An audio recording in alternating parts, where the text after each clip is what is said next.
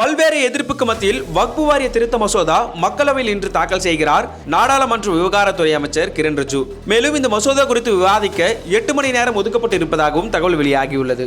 கடந்த ஆண்டு ஆகஸ்ட் மாதம் நாடாளுமன்றத்தில் தாக்கல் செய்யப்பட்ட வக்பு வாரிய திருத்த மசோதாவுக்கு காங்கிரஸ் மற்றும் திமுக உள்ளிட்ட எதிர்க்கட்சி எம்பிகள் கடும் எதிர்ப்பை தெரிவித்தனர். இந்த எதிர்ப்பை தொடர்ந்து மசோதா ஜெகதாம்பிகா பால் தலைமையிலான நாடாளுமன்ற கூட்டுக்குழுவுக்கு அனுப்பி வைக்கப்பட்டது. இந்த கூட்டுக்குழுவில் எதிர்க்கட்சிகள் உட்பட 31 நபர்கள் இடம்பெற்றனர். இதையடுத்து கூட்டுக்குழுவில் மசோதாவின் மீது பல்வேறு கட்டமாக விவாதம் நடத்தப்பட்டது.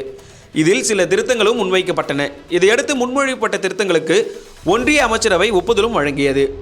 44 திருத்தங்களுடன் வக்பு வாரிய மசோதாவை விவகாரத்துறை அமைச்சகம் வெளியிட்டது.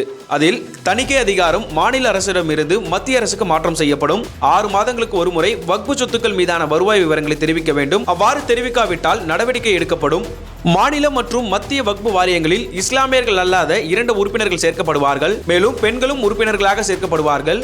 வக்பு மேல்முறையீட்டு தீர்ப்பாயத்தில் மாவட்ட நீதிபதி தலைவராகவும் மாநில அரசின் இணை செயலாளர் உறுப்பினராகவும் செயல்படுவார். 5 ஆண்டுகளுக்கு மேல் இஸ்லாம் மதத்தை பின்பற்றுவோர் மட்டுமே வக்பு வாரியத்திற்கு நன்கொடை வழங்க முடியும். வக்பு வாரிய சொத்துக்களின் தரவுகள், பதிவுகள், தணிக்கை விவரங்கள் மற்றும் புகார் வழக்குகள் உள்ளிட்ட அனைத்து விவரங்களை வெளியிட டிஜிட்டல் இணையதளம் ஒன்று உருவாக்கப்படும். உள்ளிட்ட பல்வேறு திருத்தங்கள் இந்த மசோதாவில் செய்யப்பட்டுள்ளது.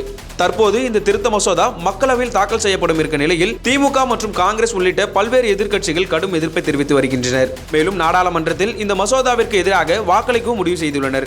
அதேபோல் பாஜக கூட்டணி கட்சிகளும் இந்த மசோதாவை இந்த பட்ஜெட் கூட்டத்தொடரிலே செயல்படுத்த வேண்டும் என்ற முனைப்பில் உள்ளது. இதனால் அனைத்து உறுப்பினர்களும் கட்டாயம் கூட்டத்தொடரில் கலந்து கொள்ள வேண்டும் என்று பாஜக தலைமை அறிவுறுத்தியுள்ளது. மேலும் தகவலுக்கு தொடர்ந்து இணைந்திருங்கள் ஹாக் நியூஸுடன்.